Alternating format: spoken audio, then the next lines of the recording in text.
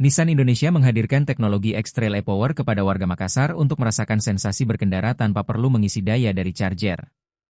Teknologi e-Power pada Nissan X-Trail menghasilkan tenaga listrik melalui mesin bensin yang sekaligus menggerakkan motor listrik untuk pengalaman berkendara halus dan responsif. Dalam sesi test drive yang digelar di Makassar, pengunjung dapat langsung merasakan akselerasi dan kenyamanan X-Trail e-Power di berbagai kondisi jalan.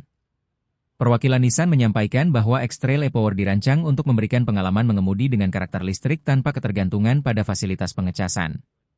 Kami ingin mengajak konsumen merasakan langsung inovasi Nissan yang unik ini di luar sekadar teori, ujar pihak Nissan. X-Trail e-Power juga memperlihatkan efisiensi bahan bakar yang lebih baik dibandingkan model konvensional pada kelas SUV yang sama. Antusiasme warga Makassar terlihat dari tingginya minat test drive selama kegiatan berlangsung.